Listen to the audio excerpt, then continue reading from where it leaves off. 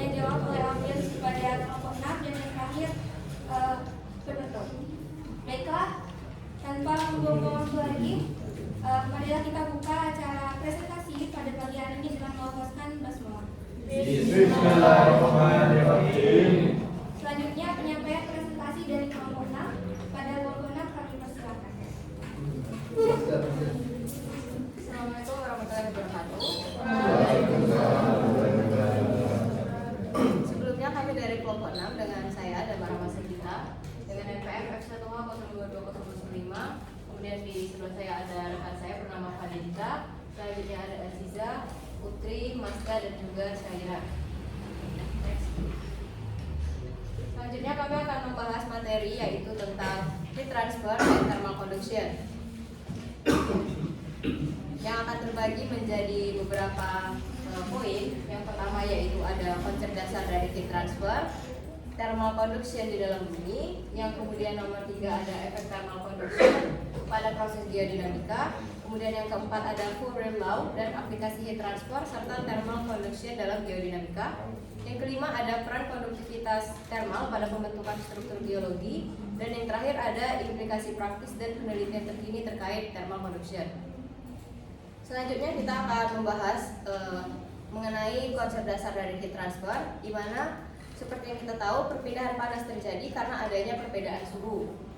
Molekul-molekul pada benda yang lebih panas bergerak lebih cepat dan memiliki energi kinetik yang lebih besar dibandingkan molekul pada benda yang suhunya lebih rendah.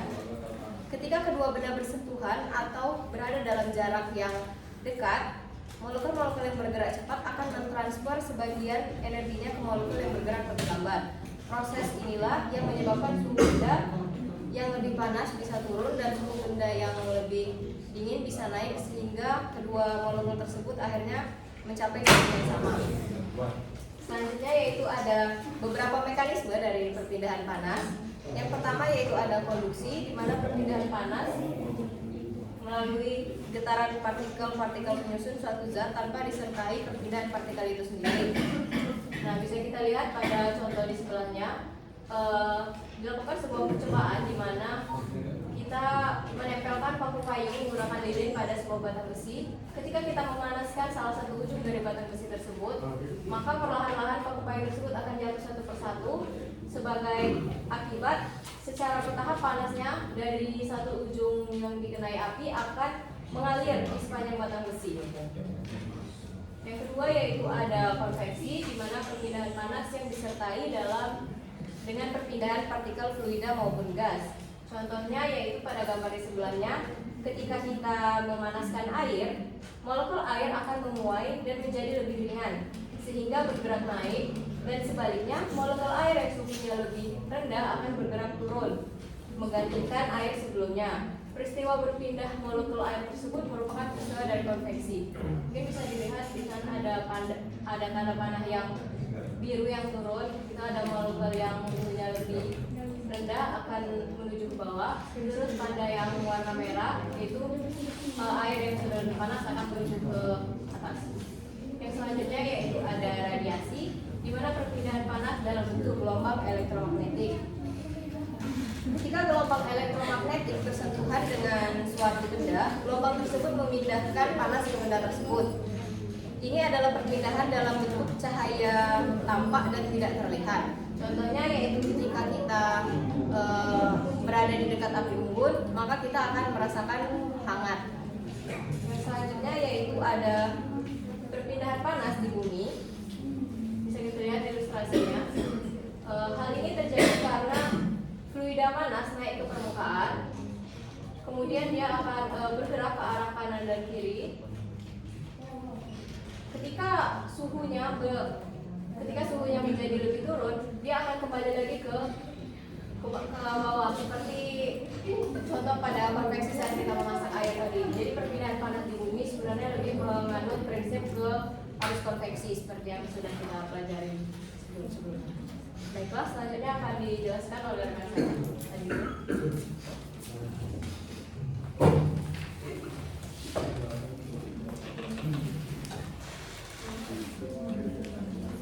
Selanjutnya yaitu thermal conduction di dalam bumi. Thermal conduction atau konduksi termal dalam bumi adalah proses perpindahan panas melalui material padat seperti batuan dan mineral. Proses ini penting dalam memahami dinamika geologi bumi, termasuk pembentukan magma, aktivitas vulkanik, dan pergerakan lautan.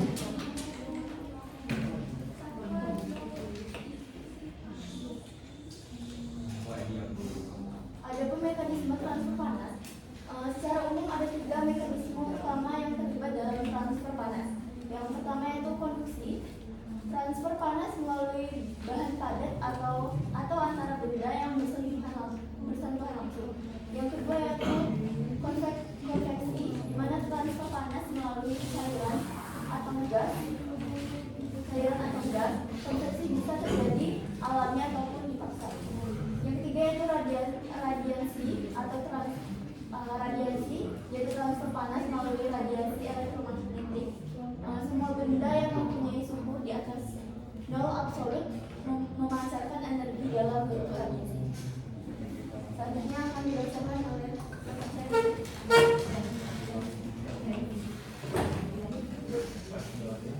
yang selanjutnya itu efek thermal conduction pada proses geodinamika.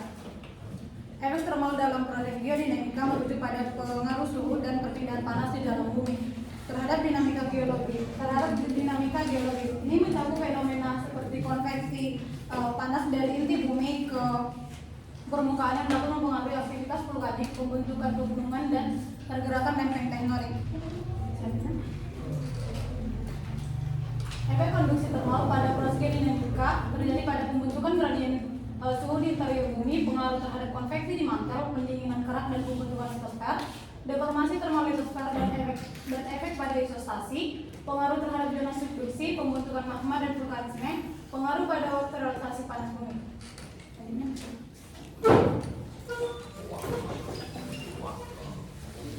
Lalu selanjutnya ini ada molecular heat production atau hukum Fourier dalam kondisi panas. Di sini ada persamaan yaitu Q sama dengan minus K dot P plus dot X, di mana Q itu merupakan laju konduksi yang berpindah kan satuan luas, lalu ada K merupakan konduksi thermal dari suatu bahan, dan dot P per dot X merupakan gradien temperatur pada penampak.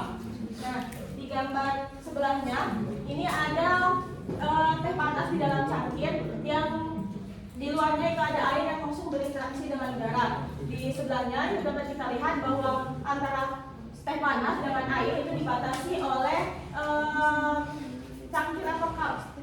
Nah, di sini teh panas itu memiliki suhu yang lebih tinggi daripada suhu pada air. Di mana konsep konduksi itu air panas itu mengalir dari suhu tinggi menuju ke suhu yang lebih rendah. Nah, nilai Q ini itu bergantung pada beberapa hal. Yang pertama itu ada K, yaitu konduksi thermal bahan, di mana di gambar ini merupakan konduksi thermal dari cangkir tersebut. Lalu ada dot P per dot X merupakan gradien suhu dari perbedaan suhu dari suhu yang lebih tinggi ke suhu yang lebih rendah. Dan yang terakhir itu ada pengaruh dari luas penampak atau A. Ini merupakan salah satu ilustrasi for the law of heat conduction yang mana sudah dijelaskan pada sebelum-sebelumnya juga. Lalu di sini ada gambar aplikasi heat transfer atau transfer panas dan thermal conduction dalam geodinamika. Dapat kita lihat di sini ada 2 gambar. Untuk gambar yang pertama, ini merupakan proses-proses geodinamika di bumi. Di sini berfokus pada thermal conduction atau konduksi panas. Dapat kita lihat yang pertama ini ada konduksi panas yang tanda panah abu. Tapi bukan yang merah dan yang abu. Itu merupakan proses konduksi panas, di mana panas itu mengalir atau merambat dari magma ke batuan di angkasa yang memiliki suhu yang lebih rendah. Lalu ada juga di mana konduksi panas ini berinteraksi dengan perpindahan panas lainnya seperti pada proses fluida. Selain itu juga ada dalam proses geothermal, di mana kondisi panas dari magma itu memanaskan formasi udara. Lalu panas diproduksikan melalui batuan menuju sumur produksi. Sekitarnya juga ada sumur produksi konstruksi geotermal. Lalu sistem ini itu dimanfaatkan untuk pembangunan energi panas bumi. Untuk pembentukan gunung api atau vulkanik itu perpindahan panas dari magma ke batuan sekitarnya. Lalu konduksi termal itu mempengaruhi kristalisasi dari magma serta aliran panas itu menentukan distribusi aktivitas dari vulkanik. Di sebelahnya itu dapat kita lihat bahwa di bawah bumi itu memiliki lapis-lapisan yang berbeda-beda, di mana setiap lapisan itu memiliki nilai K atau konduksi termal yang berbeda-beda. Jadi nilai Q atau laju aliran panas itu bergantung pada nilai K dari setiap lapisan. Nah, di sini juga ada aplikasi heat transfer dan thermal conduction dalam geodinamika. Di sini saya ambil dari jurnal yang ditulis oleh Donovan dan kawan-kawan, di mana mereka mendapatkan hasil berupa peta overlay geologi dan kondisi batuan serta peta resistivitas termal. Nah, peta ini penulis gunakan untuk menginterpretasikan atau memprediksi sumber potensi panas bumi. Selanjutnya akan dibawakan oleh saudara Mas Dan. Kemudian yang selanjutnya adalah peran konduktivitas termal pada pembentukan struktur geologi. Konduktivitas termal memiliki peran penting dalam pembentukan struktur geologi karena berkaitan dengan bagaimana panas bergerak melalui material geologi. Berikut adalah beberapa aspek peran konduktivitas termal. Yang pertama yaitu peran proses pembentukan batuan. Konduktivitas termal mempengaruhi suhu di dalam kerak bumi. Suhu yang lebih tinggi dapat menyebabkan metamorfisme yang mengubah batuan asal menjadi batuan metamorf. Kemudian yang selanjutnya magmatisme. Dalam proses pembentukan magma, konduktivitas termal berperan dalam memindahkan panas dari sumber magma ke sekitarnya. Ini memengaruhi bagaimana magma dapat naik dan membentuk intrusi atau letusan. Kemudian yang selanjutnya perubahan lingkungan. Ketika suhu dan tekanan berubah, konduktivitas termal dapat mempengaruhi stabilitas mineral dan struktur batuan, berkontribusi pada proses deformasi seperti patahan dan pelipatan. Kemudian selanjutnya dilakukan oleh saya. Baiklah, selanjutnya indikasi praktis konduksi termal dalam geodinamika. Yang pertama yaitu erodasi termal bumi, di mana menjelaskan bagaimana panas dari inti bumi berpindah ke permukaan, mempengaruhi pendinginan planet seiring waktu. Yang kedua yaitu pembentukan dan stabilitas lempeng tektonik, di mana laju konduksi termal menentukan aktivitas tektonik seperti gempa dan pembentukan gunung. Yang ketiga yaitu vulkanisme, mempengaruhi pencairan sebagian mantel dan pembentukan magma, yang pada akhirnya mempengaruhi aktivitas vulkanik. Yang keempat yaitu eksplorasi sumber daya geotermal. Konduksi termal untuk menghitung gradien suhu bawah permukaan yang penting untuk menentukan lokasi potensial energi. Yang kelima yaitu simulasi geodinamika. Next.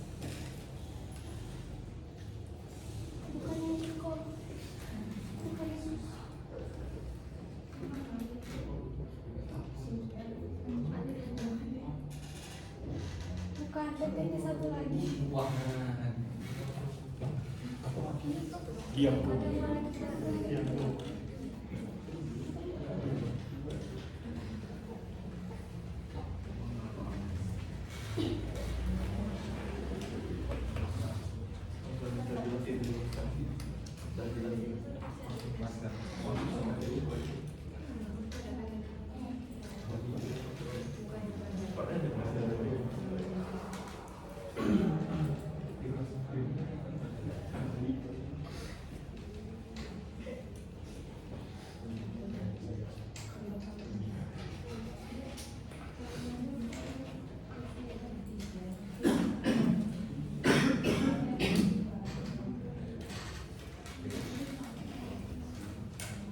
Baiklah, dalam penelitian ini saya mengambil salah satu contoh untuk penelitian terkini yaitu analisis konduktivitas termal endapan sinter di Kabupaten Solo dan Solo. Pada penelitian ini terdapat 6 titik pengukuran, di mana 1 titik pengukuran diambil dari Kabupaten Solo Selatan yaitu di daerah Sapan Malulung, dan 2 titik di Garara di Kabupaten Solo, dan 3 titik di daerah Cupa di 3 titik. Pada setiap titik penelitian diambil 3 sampel.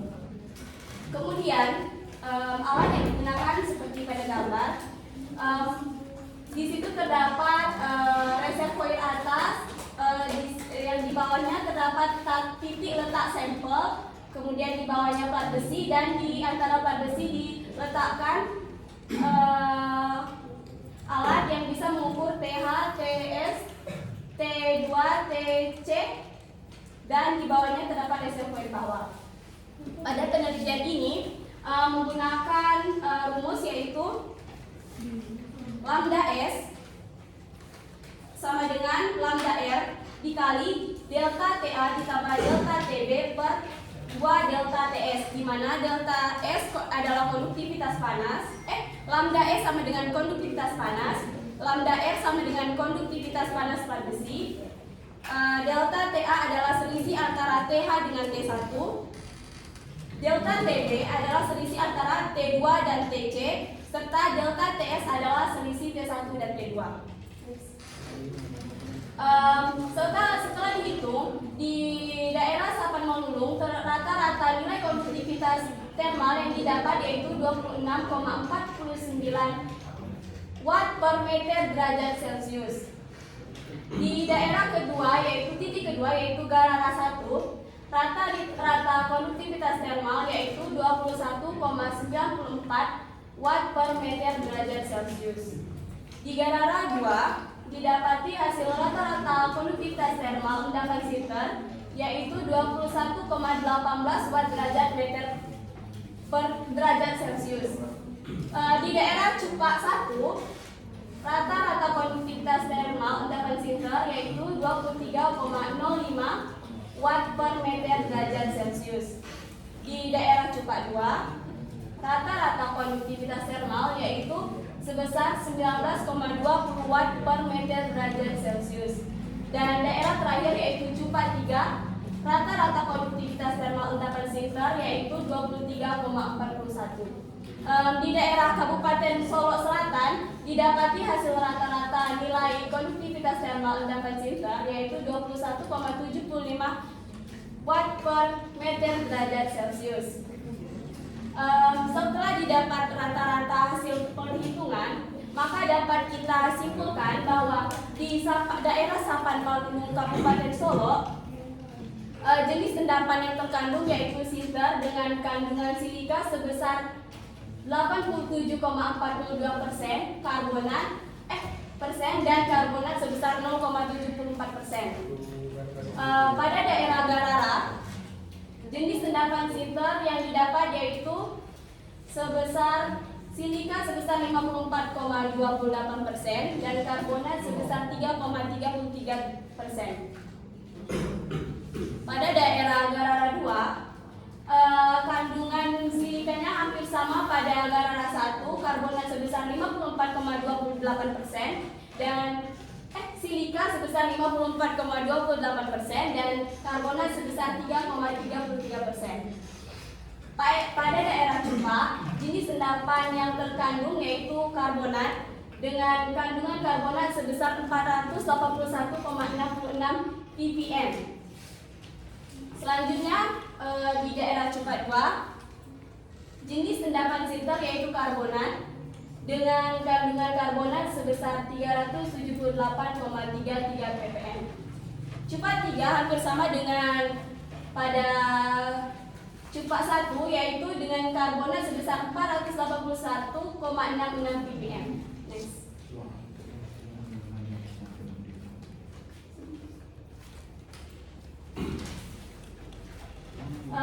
Konduktivitas termal batuan ini mengindikasikan seberapa cepat panas dalam reservoir mengalir sampai ke permukaan bumi. Semakin ke dalam bumi, batuan akan menghasilkan susunan yang semakin kompak dan panas bumi yang semakin tinggi. Hubungan konduktivitas panas dan thermal dengan panas bumi adalah semakin tinggi panas dalam bumi maka akan menghasilkan nilai konduktivitas panas batuan yang semakin tinggi. Pada penelitian tadi dapat disimpulkan bahwa kandungan silika dan karbonat tertinggi berada pada Kabupaten Solo di daerah Serampan Maluku, yang berarti mempengaruhi panas bumi yang lebih baik dibanding Kabupaten Solo Selatan, dan yaitu Garara dan Cupak. Kesimpulan dari PPT kami yaitu heat transfer atau transfer panas terbagi menjadi 3, yaitu konduksi, konveksi, dan radiasi. Heat transfer ini sangat berperan penting dalam proses geodinamika, seperti pada proses vulkanologi, yaitu gunung api dan sistem geotermal panas bumi. Demikian, terima kasih. Baik, itulah tadi hasil presentasi dari kelompok 6. Sebelumnya kita beri aplaus terlebih dahulu. Selanjutnya itu sesi tanya jawab yang dimana dibagi menjadi 2 sesi. Dalam setiap sesi per kelompok masing-masing menyampaikan 1 pertanyaan. Baik, langsung saja kita mulai sesi pertama. Silakan untuk kelompok yang ingin bertanya. Silakan dari kelompok berapa? Silakan pertanyaannya. Assalamualaikum warahmatullahi wabarakatuh. Saya Muhammad Taufik Abdiyadi, mau jadi kelompok 2 di sini ingin bertanya pada kelompok 6. Saya ingin bertanya di gambar pada slide ke-20. Jadi pada gambar slide ke-20 itu yang kesimpulan itu ada gambar bumi, terus ada berbagai macam transfer panas seperti konveksi dan konduksi. Nah, di sini kan ada banyak gambar ya, kayak apa sih itu memiliki itu. Terus nah, kalian bisa tolong jelaskan maksudnya apa? Mengapa juga kalau saya lihat ini konveksi terjadi di dalam, kemudian di luar, apakah konveksi tidak terjadi pada mata? Kemudian jelaskan itu maksud tanda panah pada gambar tersebut. Mengapa konduksi hanya terjadi di wilayah itu saja? Terus juga sementara radiasi itu terjadinya di mana? Oke.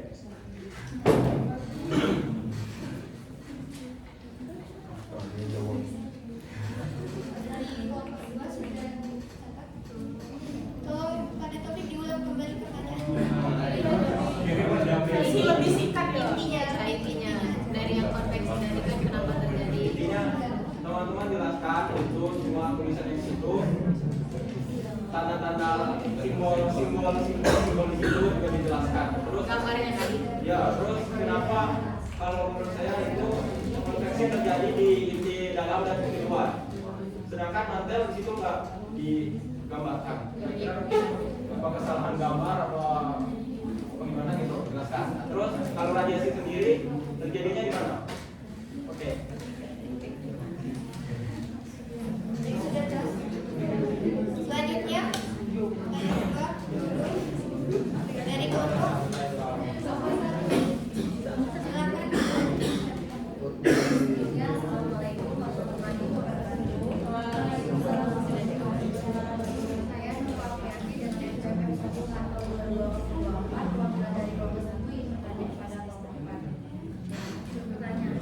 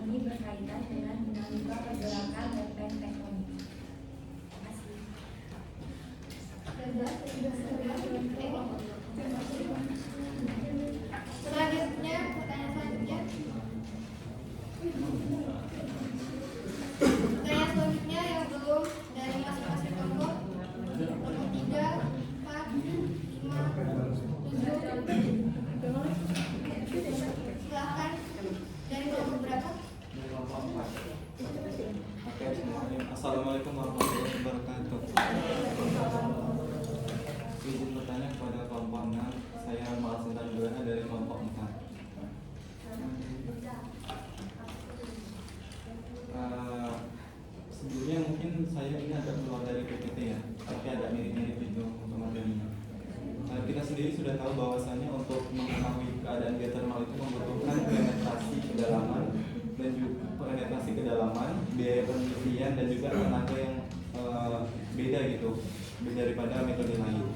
Salah satu contohnya itu dari alat yang kita miliki yaitu magnetologi diodik. Itu untuk rentan rata-rata waktu penelitian itu kan membutuhkan waktu 16 jam untuk mengikuti data penelitian. Kiranya ada nggak cara ataupun metode alternatif lain untuk mengetahui hal tersebut sehingga hal-hal misalnya kayak penetrasi kedalaman dan juga biaya ataupun tenaga itu dapat dinetralisir menggunakan metode yang ada tersebut.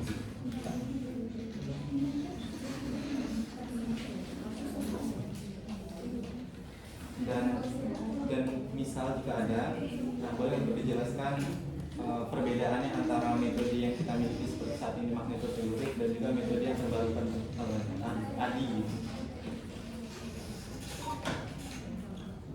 Sudah jelas. Selanjutnya pertanyaannya dari 7. Baik, saya nomor 7 bertanya, bagaimana proses termal konduksian di dalam bumi pada lapisan inti bumi? Bagaimana proses termal konduksian di dalam bumi pada lapisan inti bumi? Bagaimana proses termal konduksian di dalam bumi pada lapisan inti bumi? Ya, Big Bang. Sudah jelas.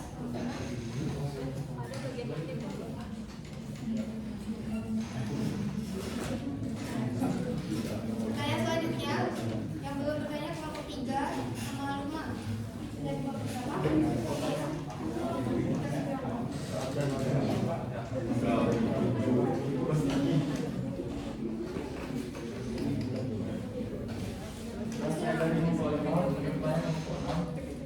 Mengapa pada studi kasus kebanyakan studi kadar karbonat kandungan A? Apa menyebabkan hal itu dapat terjadi? Mengapa pada studi kasus kebanyakan silika dan karbonat kandungan A? Apa yang menyebabkan hal itu dapat terjadi?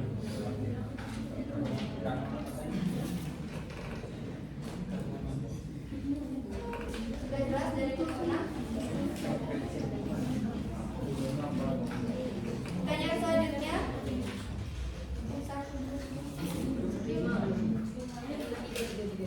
kelompok 3.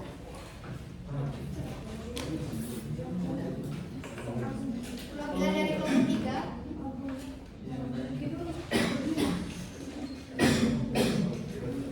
Sebelumnya, perkenalkan, nama saya Dimas Agung Prayoga, perwakilan dari kelompok 3. Nah, di sini saya ingin bertanya kepada kelompok 6. Pada gambar peran konduktivitas termal pada pembentukan struktur geologi, itu mungkin bisa dijelaskan ya, maksud dari tanda panah merah sama tanda panah biru, sama mungkin ada beberapa gambar kayak watermal well, spirit or apa itu, sedangkan pada kepalanya nggak kebaca ya. Spirit itu, tapi di gambarnya itu nggak ada kayak pipa untuk keluar dari magma keluarnya, mungkin bisa dijelaskan. Baik, kami persilakan kepada kelompok yang berdiskusi untuk menjawab pertanyaan-pertanyaan dari audiens.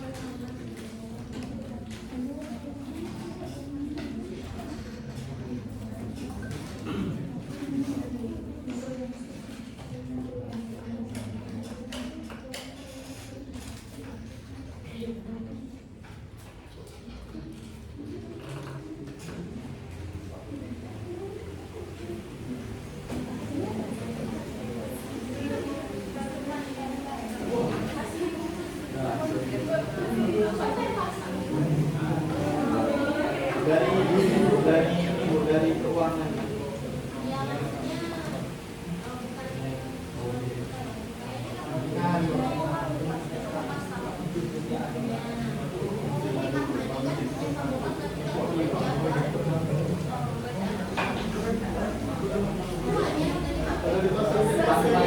Lantai 3 sama lantai 2. Sudah semua.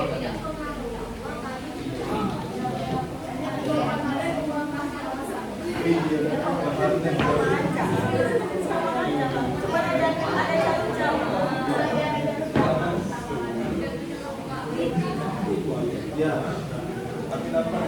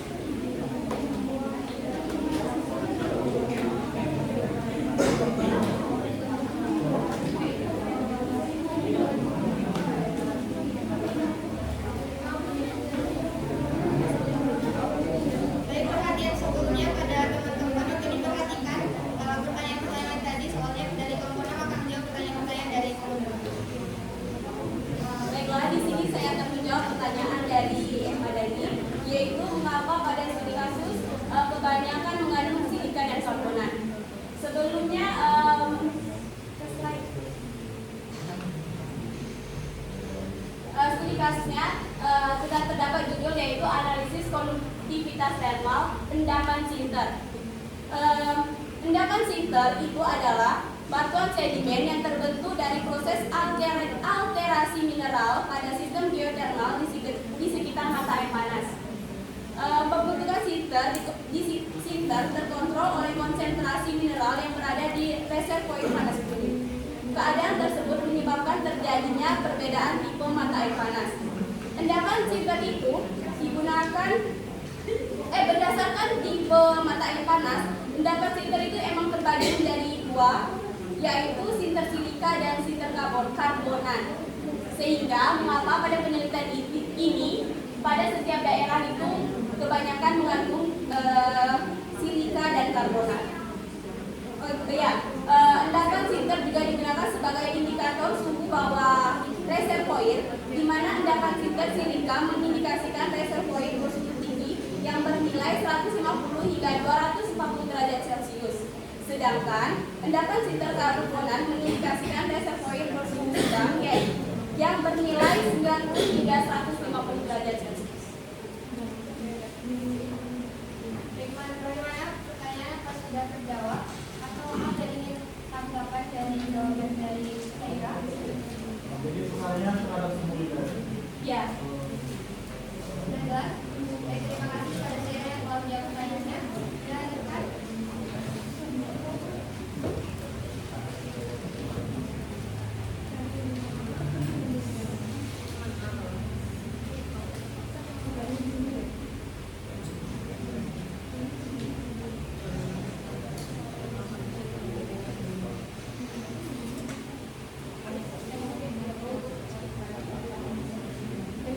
menjawab pertanyaan dari tadi.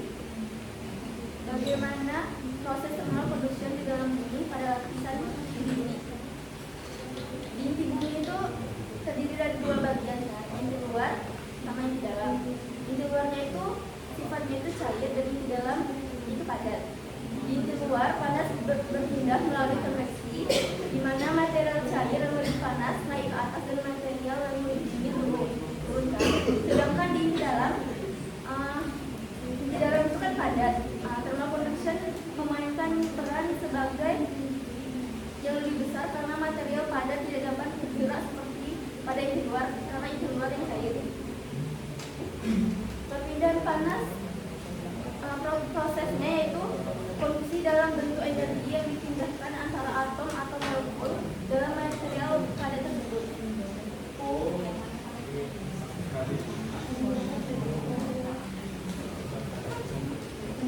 Bagaimana dari bentuknya apakah sudah jelas? Terima kasih.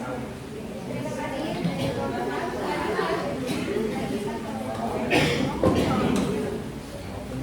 Baiklah, sebelumnya saya akan menjawab pertanyaan dari Nurul.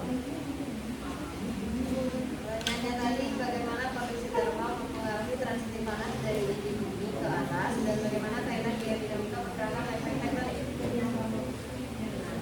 Baiklah, sebelumnya kondisi termal adalah perpindahan panas melalui getaran partikel dalam suatu zat tanpa adanya perpindahan materi secara keseluruhan. Jadi dalam konteks bumi, panas dari inti bumi itu yang sangat panas bertahap merambat ke permukaan melalui proses konduksi. Nah, melalui proses konduksi itu hanya partikel-partikel dalam suatu zatnya saja. Nah, dilanjutkan dengan arus konveksi, yaitu perpindahan dari molekul-molekul seperti magma yang bisa kita tahu proses dari arus konveksi pada gambar sebelumnya tadi. Nah, itu berkaitan baru setelah proses konduksi dari inti bumi tadi, dia melanjutkan ke arus konveksi ke dalam buminya. Nah, itu yang menyebabkan ada pergerakan lempeng tektonik. Nah, pergerakan lempeng tektonik inilah yang menyebabkan terjadinya seperti pembentukan gunung berapi dan lain-lainnya. bagaimana menurut apakah sudah jelas? Terima kasih.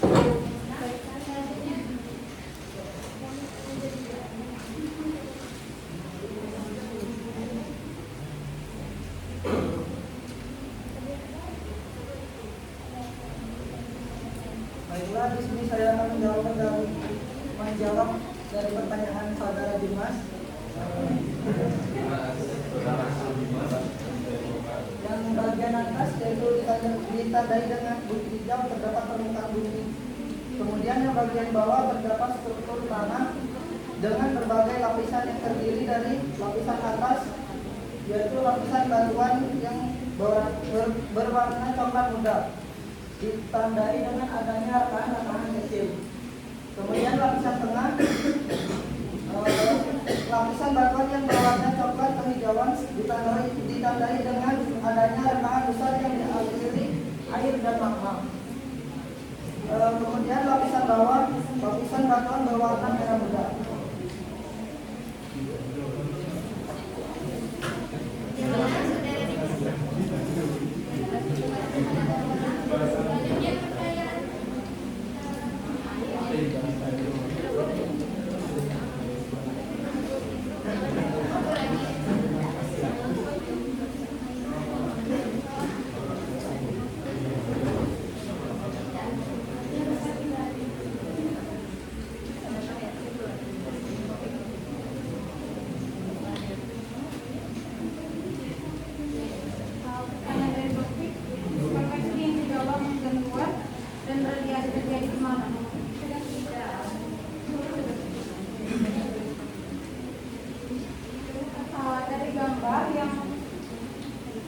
Konveksi itu perpindahan pergerakan materi ditunjukkan dengan pergerakan dengan panah melingkar dalam materi ini. Ini slide yang ini aja yang dilihat itu. Melingkar dalam materi ini menggambarkan arus konveksi di mana materi yang panas naik, mendingin dan sering ini loh, dari material panasnya kan naik, terus mendingin lagi, terus kemudian tenggelam lagi, jadi itu muter-muter dalam bumi. Terus yang berkontribusi dalam pergerakan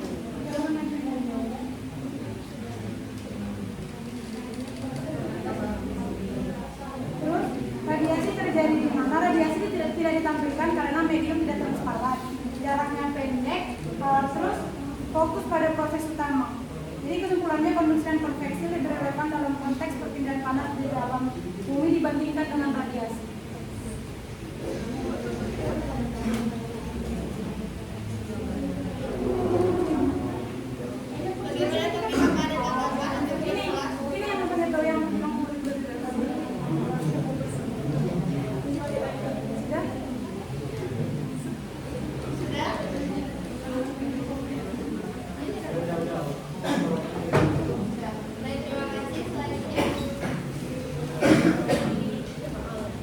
Baiklah, saya akan menjawab pertanyaan dari saudara A dari kelompok 4. Itu cara untuk mengukur geothermal selain ini. Nah, jika ada jelaskan beda sebentar. Nah, untuk geothermal itu kan penetrasi kedalamannya itu yang dalam hingga berkilo-kilo. Nah, kalau yang itu kan hingga 5 kilo, 3 sampai 5 kilo.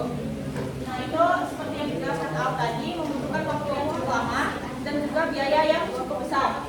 Untuk mengantisipasi hal tersebut, itu kita bisa menggunakan metode gravity. Seperti yang kita tahu, di kita itu belum ada gravity. Nah, untuk menangani hal tersebut, kita tetap bisa menggunakan metode gravity, tapi menggunakan data sekunder. Nah, data sekunder ini misalnya data satelit, tapi juga biasanya itu berbayar. Nah, tentunya data yang lebih akurat itu data yang kita ukur langsung, tapi kita kan belum ada. Nah, itu untuk bedanya ya, gravity itu sama-sama menggunakan gelombang ini elektromagnetik, jadi sistemnya pasif. Terus untuk penetrasi kedalamannya itu sama hingga 5 km, jadi sama-sama dalam. Nah, selain itu geothermal kan seperti yang telah kita dengarkan penjelasan dari matkul sebelumnya, itu contohnya di air putih itu ada geothermal, itu kan dangkal. Nah, itu bisa pakai geolistrik karena parameter yang dicari geolistrik dan itu sama, yaitu sama-sama resistivitas. Kalau dari segi keakuratan dari kedua metode tersebut, mana yang lebih diunggulkan? Nah, sebenarnya metode MT dan metode gravity kan punya parameter yang beda. Untuk kalau MT kan resistivitas, sedangkan kalau gravity itu densitas. Jadi keduanya itu sama-sama akurat, tapi lebih akurat jika digabungkan gitu lah. Dikombinasikan. Ya, jika dikombinasikan. Berarti kalau dia perlu dikombinasikan untuk mengetahui geothermal, dia nggak cukup satu metode. Jadi cukup satu metode, tapi lebih akurat jika dikombinasikan. Satu metode cukup. Begitu. Ya, saling melengkapi biar pasti nggak langsung teknologi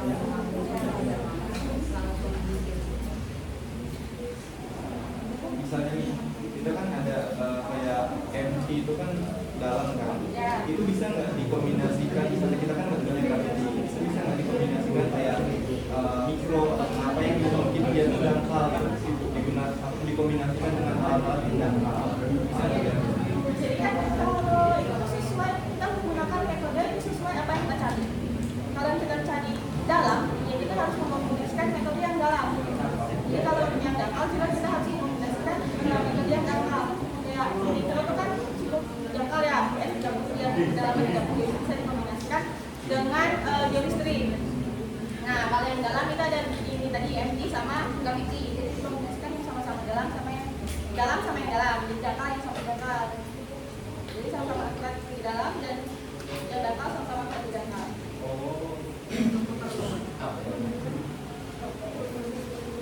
Baik, apakah sudah jelas? Terima kasih. Kebetulan tadi jawaban dari teman-teman kelompok 6, apakah sudah jelas dari kawan-kawan penanya? Sebelum lanjut ke sesi 2, apakah masih ada yang ingin ditanyakan? Jika